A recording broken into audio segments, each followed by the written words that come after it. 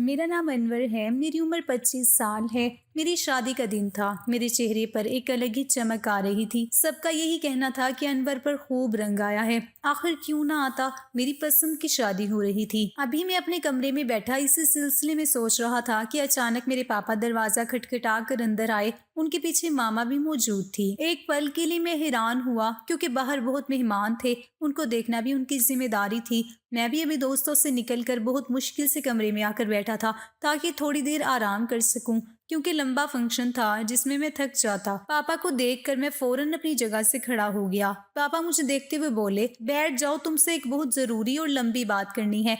मैं हैरान हुआ। मामा के चेहरे के रंग भी उड़े हुए थे। मेरा दिल बुरी तरह से घबरा गया था। शादी के दिन चल रहे थे। अगर कोई ऊंच नीच हो जाती तो बहुत बड़ा मसला पैदा हो सकता था। पापा मुझे देखते हुए बोले, मैं जानता हूँ तुम्हें इस बात से थोड़ी प्रॉब्लम होगी, मगर यह हकीकत भी है। मैं उन्हें देखते हुए फौरन बोला, जो बात कहनी है आप बोल सकते हैं, क्योंकि आप मेरे बाप हैं। आप हुक्म करें, मैं आपके सामने वो हर चीज ला दूंगा। अल्लाह का दिया मेरे पास सब कुछ था। मुझे किसी चीज की जरूरत नहीं थी, इसलिए मैं बिल्कुल बेफिक्र होकर बोला था। पापा ने अचानक मेरा हाथ पकड़ लिया और मेरा चेहरा देखते हुए बोले, तुम्हारी होने वाली बीवी हम दोनों के पास शादी से 4 दिन पहले आई थी। मेरे माथे पर बल आए और मैं हैरान होकर पापा की बात सुन रहा था, क्योंकि वाकई ये मेरे लिए काफी हैरान कर देने वाली बात थी। भला पापा के पास उर्वा क्यों आई होगी। मैं उससे पसंद की शादी कर रहा था। अब तक जो भी मसाइल थे हम दोनों ने मिलकर तय किए थे, मगर अचानक से उर्वा का पापा के पास आना मुझे हैरत के समंदर में डुबा चुका था। मैं कुछ और कहता इससे पहले ही पापा बोले, पहले मेरी बात सुन लो, उसके बाद जो तुम्हें कहना है तुम बोल लेना। मैंने खामोश रहने में ही राहत जानी थी। मैं पापा को बहुत गौर से सुन रहा था और फिर जो बात उन्होंने मुझे कही वो सुनकर मैं हैरान रह गया। मैं पापा को फटी फटी निगाहों से देखने लगा कि ऐसा कैसे हो सकता है। मेरे और उर्वा के बीच ऐसी कोई बात नहीं हुई थी। हमने ऐसी कोई डील नहीं की थी। मैं मरते दम तक भी इस चीज के लिए हाँ नहीं बोल सकता था, क्योंकि ये सारी जिंदगी का मामला था। मुझे चुप देखकर मेरी मामा ने कंधे पर हाथ रखा था और मोहब्बत से बोली थी, देखो बेटा, शुरू में मुझे भी ये बात बुरी लगी थी, क्योंकि ये बात बहुत ही नासमझ वाली है, मगर तुम्हारी बीवी अब तुम्हारी है, उसके मसाइल भी तुम्हारे हैं, इसलिए तुम्हें समझौता करना ही पड़ेगा। उसका तुम्हारे सिवा कोई नहीं है। तुमने ही ये लड़की पसंद की है, तो अब ये सब चीजें तुम्हें बर्दाश्त करनी पड़ेंगी। जबकि मैं बिल्कुल चुप हो गया था। उर्वा ने मुझसे ऐसी कोई बात क्यों नहीं की। मैं सिर्फ ये सोच रहा था। पापा मेरे कंधे को थपथपा कर चले गए थे, जबकि मैं गहरी सोच में डूब गया था। उर्वा अपने चचा के साथ रहती थी। वो और उसकी छोटी बहन सोनिया, जिसकी उम्र 17 साल थी और दिमागी तौर पर अपाहिज थी। उसको कुछ समझ नहीं आता था। वो बच्ची पागल थी। पैदाइश से ही उसके साथ मसला था। ये बात मुझे अच्छी तरह मालूम थी। मुझे यही लगा था कि उर्वा जब मेरे पास आ जाएगी तो उसकी देखभाल उसके चचा करेंगे, मगर अचानक से उर्वा का ये कहना कि मैं अपनी बहन को अपने साथ जहेज में लेकर आऊंगी, ये बात मुझे थोड़ी चुभ रही थी। मेरे घर में हिसाब से कमरे थे। अगर अब उर्वा की बहन भी हमारे पास आ जाती तो वो कहाँ रहेगी। यही चीज मुझे थोड़ी परेशान कर रही थी।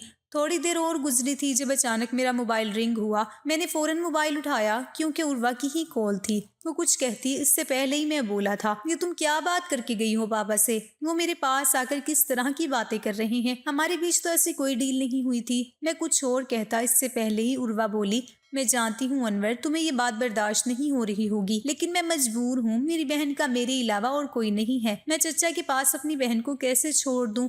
वो जवान है, मेरे अलावा उसका कोई ख्याल नहीं रख सकता। तुम मेरी बात समझने की कोशिश करो। अगर तुम ये मांग पूरी नहीं कर सकते तो माफ करना, मैं ये शादी भी नहीं कर सकती, क्योंकि मेरी सिर्फ यही एक शर्त है। ये बोलकर उसने मोबाइल रख दिया था। 3 दिन बाद मेरी शादी थी और इस तरह की बात सुनकर मैं झटके में आ गया था। काफी देर तक मैं सर पकड़कर यही सब सोचता रहा और फिर अचानक मेरी आंखों में चमक आई थी। कुछ सोचकर मैंने अपना सर हाँ में हिलाया था।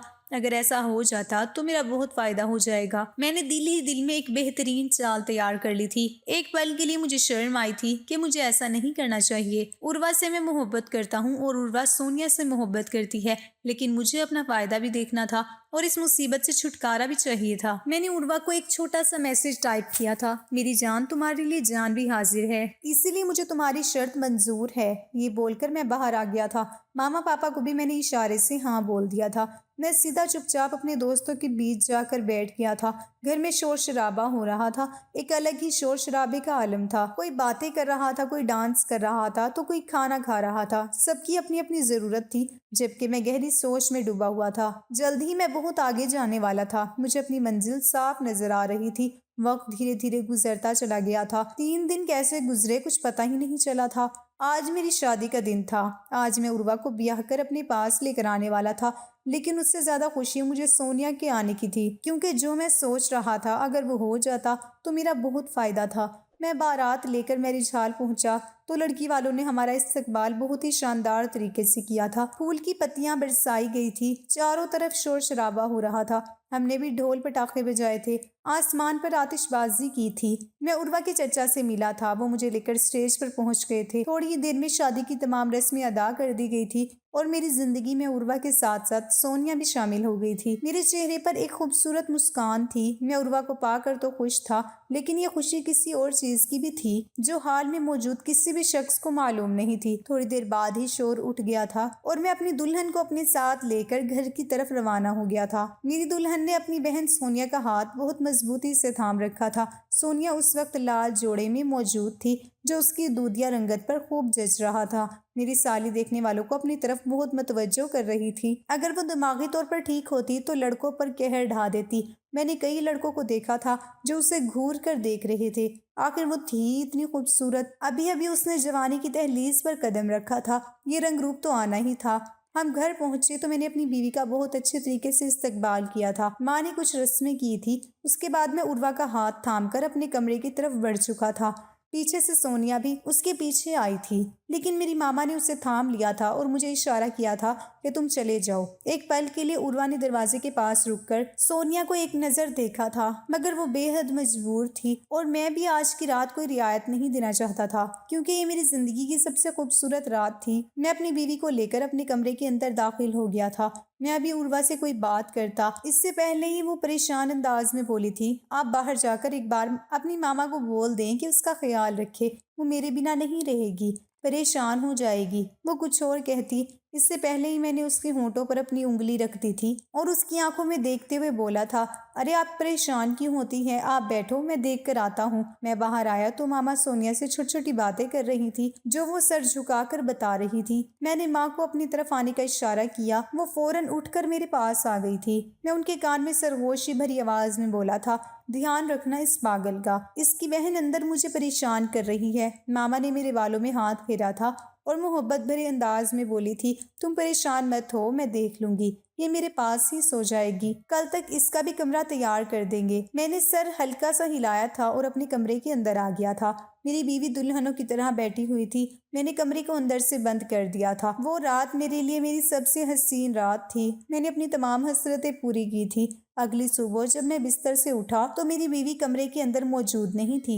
मैं हैरान रह गया था, क्योंकि सुबह सुबह वो कहाँ जा सकती थी। उसके लिए उसका ससुराल नया था। मैंने बाथरूम की तरफ देखा तो बाथरूम का दरवाजा बंद था और लाइट्स भी बंद थी, यानी उर्वा कमरे से बाहर गई थी। मैं फौरन उठकर बैठ गया था, क्योंकि हमारे खानदान में ये रस्म थी कि शादी की सुबह दूल्हा दुल्हन एक साथ कमरे से बाहर जाते थे और यही चीज अच्छी भी लगती है। मुझे अचानक परेशानी हुई और मैं फौरन कमरे से बाहर आया। सामने ही ड्राइंग रूम में उर्वा सोनिया को अपने हाथ से खाना खिला रही थी, जबकि सोनिया उसे ना जाने कौन सी बातें बता रही थी जिस पर उर्वा खूब हंस रही थी। शुक्र था कि अभी कोई नहीं उठा था, इसलिए मैं फौरन उन दोनों के पास पहुंच गया। उर्वा मुझे उठता देखकर फौरन अपनी जगह से खड़ी हो गई थी। वो कुछ और कहती इससे पहले ही मैंने उसका बाजू पकड़ा और उसे देखते हुए बोला, तुम्हारा दिमाग ठीक है, यहाँ क्या कर रही हो? अगर किसी ने देख लिया तो क्या सोचेगा? हमारे खानदान में इस बात को बहुत बुरा माना जाता है। लड़की चलो अंदर। ये बोलकर मैंने उसका हाथ पकड़ा तो फौरन ही सोनिया ने मेरा हाथ थाम लिया था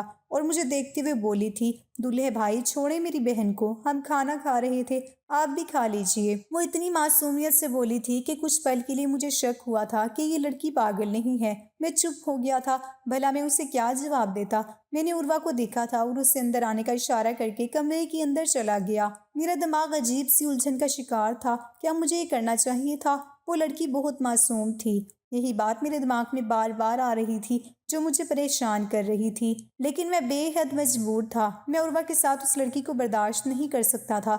मेरी शादीशुदा जिंदगी पर भी बहुत असर पड़ रहा था और मुझे मालूम था कि अभी तो मामा सोनिया को बर्दाश्त कर रही थी, लेकिन जैसे ही थोड़ा वक्त गुजर जाएगा उनकी आंखों में भी वो चुभना शुरू हो जाएंगी। और यही वजह थी कि मैं जल्द से जल्द उसे ठिकाने लगाना चाहता था।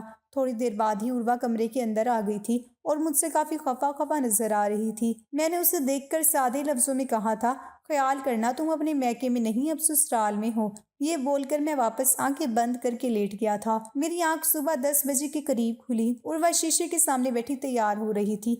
मैं भी उठ गया था और कपड़े वगैरह बदलने के लिए वॉशरूम चला गया था। मैं बाहर आया तो उर्वा आईने के सामने से उठकर जूते पहनने जाने लगी थी। तब मैंने उसका हाथ पकड़ लिया था और उसे देखते हुए बोला था, देखो, अगर तुम्हें मेरी बात बुरी लगी है तो मैं माफ़ी चाहता हूँ। मैं सिर्फ तुम्हारे लिए ही बोल रहा था ताकि तुम्हें परेशानी ना हो। जब तुम्हें खानदान की औरतें बातें सुनाएंगी तो तुम जवाब नहीं दे पाओगी, इसलिए मैं चाहता था कि तुम हर हाल में खुश रहो। मेरी बात सुनकर उर्वा ने नर्म अंदाज में कहा था, मैं जानती हूँ सब बातों का मुझे इल्म है, लेकिन मैं मजबूर हूँ। मेरी बहन मुझसे बहुत करीब है और बहुत प्यार करती है। जिस तरह मैं आपके खानदान के लिए अजनबी हूँ, इसी तरह उसके लिए भी यह खानदान बहुत अजनबी है। मेरी बात को समझने की कोशिश करें। अगर आप थोड़ा समझौता कर लेंगे तो मुझे अच्छा लगेगा और मैं हमेशा आपसे वफादार रहूंगी। उसने ये बात नम आंखों से बोली थी, जबकि मैं चुप हो गया था। मैंने उसका हाथ भी छोड़ दिया था और अपने आप को संवारने लगा था। मेरा दिमाग और उलझता जा रहा था। मुझे बार बार यही सब बातें सताने लगी थी कि जब मैं वो हरकत करूंगा तो उर्वा को कैसे संभालूंगा। ये बात तो तय थी कि मैं उर्वा को कुछ नहीं बताने वाला था, लेकिन डर इस बात का था कि जब मैं वो काम कर जाऊंगा तो उर्वा को कैसे संभालूंगा। वक्त धीरे धीरे गुजरता चला गया था। मेरी शादी को 1 हफ्ते का वक्त गुजर चुका था। मैंने धीरे धीरे उर्वा की बहन सोनिया के साथ वक्त गुजारना शुरू कर दिया था। उससे बातें करने लगा था। वो ज्यादा किसी से बात नहीं करती थी, बस अपनी बहन से ही बात किया करती थी, उससे ही फरमाइश करती थी, उसके साथ ही जुड़कर बैठती थी, जबकि मैं सिर्फ मुस्कुरा देता था। ये बातें मुझे बहुत बुरी लगती थी क्योंकि मेरी नज़र में उर्वा सिर्फ मेरी थी, लेकिन उसकी बहन का उसके करीब आना, उससे बातें करना मुझे बहुत बुरा लगता था। मेरी अम्मा ने भी 1-2 बार मुझसे शिकायत की थी कि ये अच्छी आदत नहीं है, हर वक्त तुम्हारी बीवी अपनी पागल बहन के आसपास घूमती रहती है। हालांकि वो अपने ससुराल आई है, उसे चाहिए कि हम सबकी खिदमत करे, हमारे आगे पीछे घूमे, लेकिन उसकी नज़र में हमारी कोई वैल्यू नहीं है। मैंने उर्वा को दबे अंदाज में समझाया भी था, लेकिन उसे मेरी बात समझ नहीं आ रही थी और इन्हीं सब चीज़ों की वजह से मेरे इरादे और मजबूत होते जा रहे थे। आज इतवार का दिन था। मामूली तौर पर मेरी छुट्टी थी। मैं ड्राइंग रूम में बैठा अपना मोबाइल इस्तेमाल कर रहा था जब अचानक सोनिया ना जाने कहाँ से मेरे बराबर में आकर बैठ गई और मुझे देखते हुए बोली, भाई क्या कर रही हैं आप? मैंने गर्दन मोड़ कर देखा तो कुछ पल के लिए अपनी जगह पर जम कर रह गया। वो इतनी खूबसूरत लग रही थी कि कुछ पल के लिए दिल में ऐसा ख्याल आया कि काश मेरी बीवी उर्वा की जगह सोनिया होती, मगर मैंने फौरन अपना सर झटक दिया और उसे देखते हुए बोला, मेरे साथ पार्क चलोगी? ना जाने मेरे दिमाग में अचानक से क्या ख्याल आया था कि मैंने ये पूछ लिया। हालांकि अभी मेरा वो सब करने का इरादा नहीं था, लेकिन आज मौका अच्छा था। मेरी बीवी काम में मसरूफ थी, जबकि सोनिया भी आज बहुत अच्छी लग रही थी, इसलिए मैंने मौके का फायदा उठाने का सोचा था। मामा और पापा भी काम से गए हुए थे और यही एक वो वक्त था जब मैं अपनी ख्वाहिश को पूरा कर सकता था। मेरी साली ने सर हाँ में हिलाते हुए कहा था, मुझे उर्वा आपी ने बताया था कि आप जो बोलेंगे मुझे करना होगा। आप मेरे बड़े भाई हैं, मैं उन्हें बता कर आती हूँ, फिर हम दोनों साथ चलेंगे।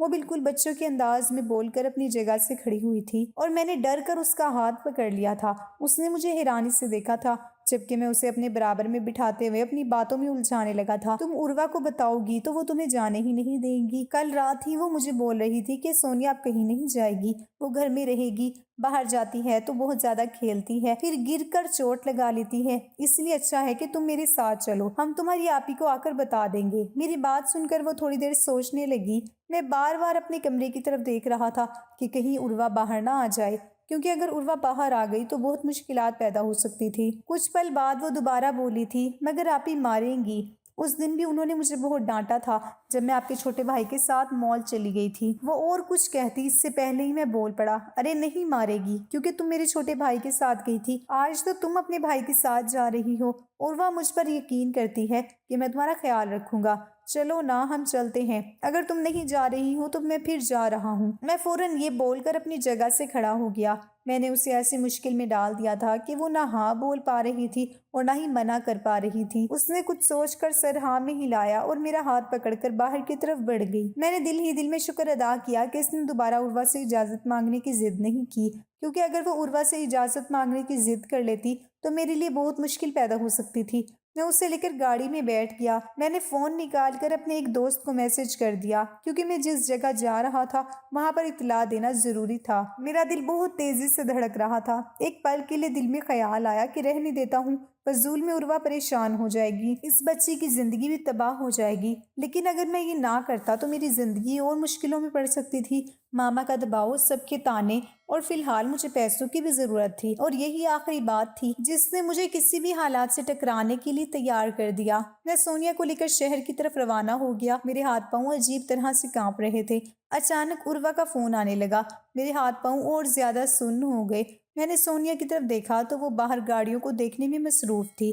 मैंने फोन उठाकर कान पर लगा लिया। वो फौरन ही बोली, आप कहाँ पर हैं? आज तो हम दोनों ने शॉपिंग के लिए जाना था। सोनिया के कपड़े भी खत्म हो गए हैं, 2-4 सूट उसके भी लूंगी, आप जल्दी से आ जाएं। मैं फौरन बोला, हाँ मैं आ रहा हूँ, दोस्त की तरफ हूँ, तुम परेशान ना हो, थोड़ी देर में आता हूँ, फिर हम दोनों साथ चलेंगे। वो ये कहकर फोन रख चुकी थी। मैंने एक और निगाह सोनिया पर डाली और गाड़ी की रफ्तार को तेज कर दिया। एक लंबा सफर तय करने के बाद मैं एक ऐसी जगह पर पहुंच गया जहां से शरीफ लोग गुजरना भी अपनी तौहीन समझते हैं। बहुत ही गहमा गहमी वाली जगह थी। मैंने गाड़ी को पहले पार्क कर दिया और सोनिया को उतरने का इशारा किया। सोनिया मुझे देखते हुए बोली, हम कहाँ आ गए हैं? हम तो पार्क जाने वाले थे। वो कुछ और कहती इससे पहले ही मैं बोल पड़ा, अरे बुद्धू, ये पार्क ही है, आगे जाकर। यहाँ तो बहुत भीड़ हो रही है, मैं गाड़ी यहाँ से नहीं निकाल सकता, तुम उतरो। मैं उसे बहलाते हुए उतर गया और उसका हाथ थामकर सामने की तरफ बढ़ने लगा। वो बड़ी सी हवेली मेरी मुंतजिर थी। वहां खड़ी हुई तवाइफ मेरी राह तक रही थी। मेरा दिल अजीब से अंदाज में धड़क रहा था। कदम भारी हो गए थे। आज मैं अपनी 17 साल की साली को यहाँ कोठे पर बेचने आया था। इसके बदले मुझे एक मोटी रकम मिल सकती थी। ये लड़की हमेशा हमेशा के लिए मेरी जिंदगी से जा सकती थी, और यही कुछ बातें थी जो मुझे ये कदम उठाने पर मजबूर कर गई थी। मैं हवेली के करीब आया तो एक तवाइफ मुझे देखते हुए अपने पीछे आने का इशारा करके अंदर की तरफ बढ़ गई। सोनिया ने मेरा हाथ बहुत जोर से थाम रखा था। जैसे ही हम हवेली के अंदर दाखिल हुए तो सामने ही एक मास्टर बैठा हुआ था जो ढोल बजा रहा था। उसके बिल्कुल सामने 4 लड़कियां पाँव में घुंघरू पहनकर ढोल की ताल पर डांस कर रही थी। दूसरी तरफ कुछ औरतें बैठी हुई थी जो जोर जोर से हंसकर गा रही थी। सामने ही कोठे की मालकिन ताराबाई बैठी हुई थी। एक पल के लिए मेरे दिल को बुरा लगा कि सोनिया के साथ गलत हो जाएगा, क्योंकि यहाँ जिस तरह का काम होता था इस बात से मैं बहुत अच्छी तरह से वाकिफ था।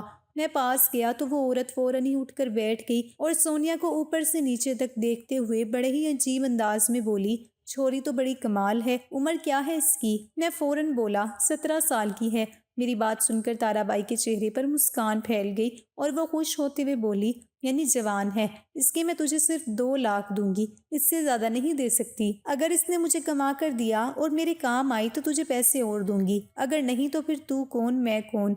2 लाख भी मेरे लिए गनीमत थे। मैंने सोनिया को उनके पास बैठने के लिए कहा, जबकि ताराबाई ने अपनी एक शागिर्द को पैसे लाने का कहा। वो मेरी आंखों के सामने सोनिया के सर पर हाथ फेरने लगी तो सोनिया फौरन पीछे हटकर डर गई और मेरी तरफ आने लगी, मगर ताराबाई ने उसका हाथ पकड़ लिया और सर हिलाते हुए बोली, ना छोरी, हमसे दूर जाएगी तो बहुत बुरा होगा, चुप करके बैठ। उसका अंदाज सोनिया को बुरी तरह डरा गया था और वो मुझे देखते हुए डरे सहमे अंदाज में बोली, भाई ये हम कहाँ आ गए हैं, मुझे आप ही के पास घर वापस जाना है। ये कहकर वो अपनी जगह से उठकर मेरे पास आने लगी, मगर ताराबाई ने उसके बालों को जोर से खींचकर वहीं बिठा दिया और उसे अजीब से अंदाज में देखते हुए बोली, नाना छोरी, सोचना भी मत, तुम यही रहोगी, मुझसे दूर जाकर सिर्फ रुसवाई ही हासिल होगी। और तू बता अनवर, ये क्या दिमागी तौर पर पागल है? वो किसी शक के तहत बोली, क्योंकि जिस अंदाज में सोनिया बोल रही थी वो किसी को भी ये बता सकता था कि वो दिमागी तौर पर ठीक नहीं है। मैं ताराबाई की बात सुनकर थोड़ी देर के लिए खामोश हो गया था, मगर सच बताना था, इसलिए मैंने धीरे धीरे उन्हें सच बताना शुरू कर दिया कि सोनिया मेरी साली है और मैं इसे इसलिए बेच रहा हूँ क्योंकि वो दिमागी तौर पर ठीक नहीं है। मेरी बात सुनकर ताराबाई फौरन बोली, हम ऐसी लड़कियों को नहीं लेते हैं, मगर ये देखने में बहुत खूबसूरत है, लेकिन हम तुम्हें इसका पूरा पैसा नहीं दे सकते। मैं फौरन बोला, भला ये क्या बात हुई? इसके दिमागी हालत के ठीक होने से क्या फर्क पड़ता है? मेरी बात सुनकर ताराबाई बोली, बहुत फर्क पड़ता है। ये सिर्फ नाच सकती है, ग्राहक का दिल बहला सकती है, लेकिन मोहब्बत भरी बातें नहीं कर सकती। इसलिए तुम्हें हम 2 लाख नहीं बस 1 लाख देंगे। अगर तुम्हें मंजूर है तो बोलो, वरना तुम्हारी मर्जी। ये बोलकर उन्होंने अपने मुंह में पान रख लिया, जिसका मतलब था कि वो आगे बात नहीं करेंगी। मैं थोड़ी देर वहीं खड़ा इन बातों के बारे में सोचता रहा। 1 लाख बहुत कम थे, मगर सोनिया से जान छूट रही थी। मेरी जिंदगी आसान हो जाती, वरना आगे बहुत मसले पैदा हो सकते थे। मैंने कुछ सोचकर सर हाँ में हिला दिया। उन्होंने फौरन मेरे लिए खाने पीने का इंतजाम किया और मेरे हाथ में रुपया थमाकर मुझे जाने का इशारा कर दिया। मैंने एक नज़र सोनिया पर डाली। ना जाने क्यों मुझे एकदम उर्वा का ख्याल आया कि वो सोनिया के बिना कैसे रहेगी और सोनिया यहाँ पर किस तरह से अपनी जिंदगी गुजारेगी। मेरा दिल मुझे इस चीज़ की इजाज़त नहीं दे रहा था मैं सोनिया को यहाँ छोड़कर जाऊँ। मेरा ज़मीर मुझे मुलामत कर रहा था, लेकिन अब देर हो चुकी थी। मुझे ये कदम उठाना ही था। मैंने अपना सर झटक दिया और हवेली से निकलता चला गया। पीछे से मुझे सोनिया की चीखने की आवाज़ें आ रही थी। वो मुझे पुकार रही थी और मेरे पास आने की कोशिश कर रही थी, लेकिन ताराबाई ने उसे बहुत जोर से पकड़ रखा था। मैं एक लंबी दूरी तय करके घर वापस आ गया। मेरे चेहरे पर खामोशी का निकाब था। मैं घर पहुंचा तो मेरी बीवी बहुत परेशानी से दरवाजे के पास ही टहल रही थी। जैसे ही मैं अंदर दाखिल हुआ, वो मेरी बाजू पकड़कर बोली, सोनिया कहीं नहीं मिल रही। मैं काफी देर से उसे ढूंढ रही हूँ। छोटे को भी मैंने बहुत दूर तक भेजा है, लेकिन वो कहीं नहीं है। क्या आपके साथ है? मैंने आपको भी इतनी बार कॉल की, लेकिन आपका मोबाइल भी बंद जा रहा था। उसकी परेशानी को देखकर मेरे दिल को कुछ हुआ, मगर मैंने फौरन अपने चेहरे पर झूठा गुस्सा चढ़ाते हुए कहा, नहीं मेरे साथ ही होगी। मैं तो अपने दोस्त के पास गया था। तुमसे मेरी बात हुई थी ना? कहाँ गई होगी सोनिया? यहीं कहीं होगी। तुमने ऊपर देखा? मैंने उसे अपने पास लगाते हुए कहा तो वो फौरन मुझसे दूर हुई। मेरे चेहरे को देखते हुए परेशानी से बोली, नहीं सोनिया कहीं नहीं है। मैंने हर जगह ढूंढ लिया है, सिर्फ आपसे उम्मीद थी, लेकिन आप भी मना कर रही हैं। मेरी बहन कहाँ चली गई? मैं अपने मामा पापा को क्या जवाब दूंगी? वो ये कहते ही नीचे जमीन पर बैठकर फूट फूट कर रोने लगी। मेरे मामा पापा और भाई सब सोनिया को ढूंढने के लिए बाहर गए हुए थे। थोड़ी देर बाद उन्होंने भी आकर यही कहा कि सोनिया को कोई पता नहीं चल रहा। हमने करीबी घरों में भी सोनिया को ढूंढा है, लेकिन वहां से भी कोई सुराग नहीं मिला। मेरी बीवी फौरन अपनी जगह से खड़ी हुई और मुझे देखते हुए बोली, अनवर फौरन आप पुलिस को इत्तला करें, वो मेरी बहन को ढूंढ कर लाएगी। मुझे कुछ नहीं पता, मुझे सोनिया चाहिए। उसका दीवानापन देखकर मुझे अब थोड़ा सख्त बनना पड़ा, नहीं तो मामला बिगड़ सकता था। मैंने उर्वा को देखते हुए थोड़ा गुस्से में कहा, चुप हो जाओ, बकवास करने की कोई जरूरत नहीं है। कोई पुलिस को इत्तला नहीं दी जाएगी। तुम्हारी बहन दिमागी तौर पर पागल थी, हो सकता है कहीं इधर उधर निकल गई होगी, शाम तक वापस लौट आएगी, और अगर नहीं भी आई तो समझ जाओ कि वो भाग चुकी है, वो नहीं आएगी अब वापस। तुम दिमागी तौर पर क्या पागल हो चुकी हो? पुलिस को इत्तला देकर मुझे अपने खानदान की बदनामी नहीं करनी है। मैं एकदम गुस्से से बोला तो उर्वा बुरी तरह सहम कर मुझे देखने लगी थी। पापा ने मेरे कंधे पर हाथ रखा था और नर्म अंदाज में बोले थे, हमें एक बार पुलिस को इत्तला कर देनी चाहिए, इसमें खानदान की बदनामी नहीं है। हो सकता है कि उस बच्ची का कुछ पता चल जाए। पापा कुछ और कहते इससे पहले ही मैंने उनकी बात काटते हुए बोला था, पापा खानदान की बदनामी नहीं होगी तो मेरी बदनामी हो जाएगी। मेरे दोस्तों को पता चल जाएगा, रिश्तेदारों में ये बात फैल जाएगी और उसके बाद मेरी नौकरी, सब पर असर डालेगी ये बात। सब कहेंगे कि मेरी साली भाग गई है, कोई ये नहीं कहेगा कि वो बच्ची गुम हो गई है। खुदा के लिए, और कौन सा तुम्हारी बहन सही थी? उसका दिमाग वैसे ही ठीक नहीं था, बाद में तुम्हें ही परेशानियां होनी थी। अच्छा है कहीं चली गई है तो बेहतर है। अब बस दुआ करो जहाँ भी हो वो ठीक हो, बाकी अल्लाह बेहतर जानता है। मैं ये बोलकर अपने कमरे के अंदर चला गया था। मुझे ऐसा लहजा इस्तेमाल करना बेहद ज़रूरी था, क्योंकि अगर मैं बिल्कुल नरमी से अपनी बीवी से बात करता रहता तो वो मुझ पर यही दबाव डालती कि मैं पुलिस को इत्तला दूं, और अगर ऐसा होता और उन्हें कुछ भी पता चल जाता तो मैं बुरी तरह फंस सकता था। ये एक तरह का अगवा का केस था और मुझ पर बहुत बुरा इल्ज़ाम लगता और मैं बहुत लंबे वक्त के लिए अंदर चला जाता। अपने कमरे में आकर काफ़ी बेचैन हो गया था। दिल में अजीब अजीब से गुमान आ रहे थे कि मैं किस तरह से सब चीज़ें संभाल पाऊंगा। मैंने ये सब सोचा था कि सोनिया का नाम मिलना सबको ही परेशान करेगा, मेरी बीवी पागल सी हो जाएगी, लेकिन मैंने ये नहीं सोचा था कि मुझे इन सब चीज़ों पर काबू कैसे पाना है। फिलहाल तो मैंने अपना गुस्सा दिखाकर अपनी बीवी को खामोश कर दिया था, लेकिन उसकी बेचैनी हद से ज़्यादा थी। वो रात भर नहीं सोई थी, कभी बाहर जाती, कभी कमरे के अंदर टहलती थी, तो कभी लाउंज में चली जाती। मुझे एक पल के लिए दुख भी हुआ था, क्योंकि मैं उर्वा से बहुत प्यार करता था, लेकिन पैसों के लिए मुझे ये सब करना बेहद ज़रूरी था। मैंने फ़ौरन ही अगले दिन उठकर पैसे बैंक में जमा करवा दिए थे। मैं किसी की भी नज़रों में अपना एक रुपया भी नहीं लाना चाहता था, क्योंकि ये मेरे लिए बहुत ज़्यादा खतरनाक हो सकता था। मेरी बीवी सुबह भी बहुत रो रही थी, उसे बुखार चढ़ गया था। मेरी माँ बहुत परेशान थी, उन्होंने मुझे यही मशवरा दिया था कि मैं पुलिस में इत्तला कर दूं, यही बेहतर होगा। लेकिन मैं किसी भी कीमत पर राजी नहीं था, क्योंकि मुझे यही डर था कि अगर पुलिस को पता चल गया तो मामला बढ़ सकता है, और मैं मामले को बढ़ाना चाहता ही नहीं था। अगली सुबह जब मैं बैंक से वापस आया तो उर्वा के चचा भी लाउंज में बैठे हुए उसे तसल्ली दे रहे थे। मुझे देखते ही वो अपनी जगह से खड़े हो गए थे, जबकि मैंने अपने चेहरे के तासुरात को बदल लिया था, क्योंकि अगर मैं उनके सामने जरा भी नर्म पड़ जाता तो वो मुझे पुलिस में कंप्लेन करने के लिए कायल कर लेते, और मैं ये किसी कीमत पर भी नहीं चाहता था। मुझे देखते ही वो फौरन मेरे करीब आए थे और मुझे गले से लगा लिया था। दामाद की हैसियत से वो मुझे बहुत इज्जत दे रहे थे। वो मुझे देखते हुए बहुत ही नर्म अंदाज में बोले थे, मैं आपकी बात और आपके पापा की बात को समझ रहा हूँ। इज्जत का मामला तो है, लेकिन हमारे घर की बच्ची का मामला है। अगर आप पुलिस को नहीं बताना चाहते तो मैं कर देता हूँ। ये बात सुनकर तो मेरी हवा सूख चुकी थी, और मैं फौरन ही अपने तासुरात पर काबू पाकर बोला था, आप लोग क्या करने जा रहे हैं? मेरी नौकरी चली जाएगी। अगर ऐसी बात है तो आप जाकर इत्तला कर दे, मेरा पूरा कैरियर बर्बाद हो जाएगा, सिर्फ आपकी एक कंप्लेन से, और कुछ नहीं होगा। ना सोनिया मिल पाएगी और ना ही कुछ और होगा, सिर्फ मेरी बदनामी होगी और मेरी नौकरी चली जाएगी। आप नहीं जानते मेरी किस नौयत की नौकरी है। हमारी नौकरी के अंदर इन सब चीज़ों को बहुत ज़्यादा तरजीह दी जाती है कि ख़ानदान कैसा है, वहाँ पर क्या सिस्टम है। मेरी बात सुनकर चचा चुप हो गए थे। वो इन तमाम मामलों को समझते थे, इसलिए उन्होंने उर्वा को भी समझाया था कि बेहतर ही है अगर सोनिया चली गई है तो इसमें भी खुदा की मर्जी समझो, बस दुआ करो कि वो जहाँ भी है महफूज हो, उसके साथ कुछ गलत ना हो सकता है कुछ दिनों में वो खुद ही वापस आ जाए। मेरी बीवी किसी भी तरह से कुछ भी मानने को तैयार नहीं थी, उसका हाल बेहाल हो रहा था, लेकिन अब मुझे थोड़ा बड़ा फैसला लेना था, उसके बाद ही कुछ हो सकता था। मैंने अपनी बीवी को देखते हुए सख्त तरह के अंदाज में बोला, अगर तुम्हें इतनी ही मुश्किल हो रही है तो देखो, तुम अपने चचा के साथ उनके घर चली जाओ और हमेशा वहीं रहना, फिर मेरा ना तुमसे कोई वास्ता होगा और ना ही मेरी कोई बदनामी होगी। और अगर अब तुमने फिर इस सिलसिले में बात की तो मैं कोई सख्त कदम उठाने पर मजबूर हो जाऊंगा। ये बोलकर मैं अपने कमरे में चला गया था। मैं जानता था कि मैं बहुत बड़ी बात कर चुका हूँ, लेकिन मुझे मालूम था कि इस बात के बाद मेरी बीवी और कोई बात नहीं करेगी, और ऐसा ही हुआ। वक्त धीरे धीरे गुजरता जा रहा था। तकरीबन 15 दिन बाद मुझे अचानक एक फ़ोन कॉल आई थी। मैंने नंबर देखा तो वो अनजान था। मैं अब बहुत ज़्यादा मुस्तैद रहता था। मैंने कोई छोटा काम नहीं किया था, बल्कि एक लड़की को बेचा था। भले ही मेरी बीवी की हालत ठीक नहीं थी, लेकिन मैं अब मस्त था, क्योंकि मेरी बीवी की नज़र सिर्फ अब मुझ पर रहती थी। मैंने फ़ोन उठाया तो सामने से ताराबाई खिलखिला कर बोली, ए लड़के, तूने तो हमें सोने की चिड़िया दे दी है। उसने तो मेरा धंधा चमका दिया है। मैंने तय किया है कि तुझे पूरे 10 लाख दूंगी। चल तू मेरे कोठे आ, मैं तुझे दे देती हूँ। मैं ये बात सुनकर हैरान रह गया था। मैं कुछ कहता इससे पहले ही वो फ़ोन बंद कर चुकी थी, जबकि मैं हैरत के समंदर में था कि मुझे इतनी बड़ी रकम दी जा रही है। मैं तो फूले नहीं समा रहा था। मैं फ़ौरन अपनी जगह से खड़ा हो गया था। मैं जानता था कि काम इसी तरह के होते हैं।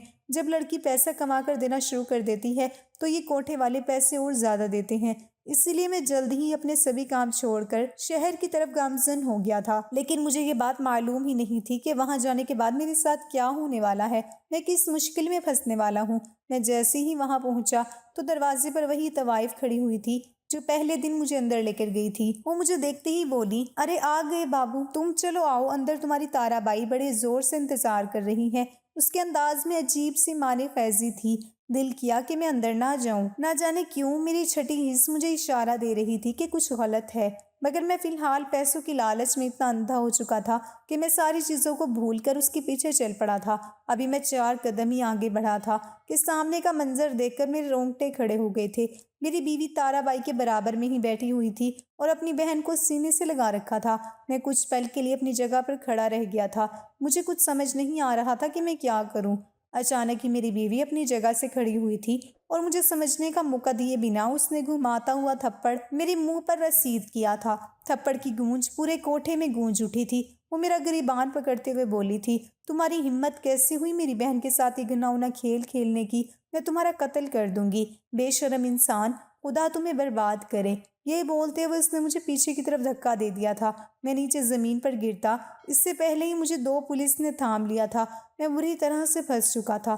दरअसल मेरी बीवी ने अच्छी तरह मुझ पर नज़र रखी थी और मुझे इस बात का गुमान ही नहीं था कि मेरे मोबाइल में मौजूद फ़ोन कॉल्स रिकॉर्ड होती हैं, और उसने वही सुनी थी जब मैंने अपने एक दोस्त से इस सिलसिले में बात की थी। और इसी चीज़ को ध्यान में रखते हुए मेरी बीवी यहाँ पहुँच गई थी। उसने ताराबाई से बहुत मिन्नतें की थी और उसके आगे हाथ जोड़कर गिड़गिड़ाई थी कि उसे उसकी बहन दे दी जाए। उसने बदले में पूरे 2 लाख दिए थे और ताराबाई ने उसका साथ देते हुए मुझे बुरी तरह से फंसा दिया था। मैं अगवा के केस में अब जेल के अंदर हूँ। मेरा दिल बहुत रोता है कि मैंने ऐसा क्यों किया। मेरे हाथ से बीवी भी चली गई है और इज्जत और मुकाम भी चला गया है। मेरे माँ बाप भी मुझ पर बहुत थू थू करते हैं कि तुम्हें पैदा होते ही मार देना चाहिए था। तुम्हें शर्म ना आई किसी की बच्ची के साथ ऐसा करते हुए?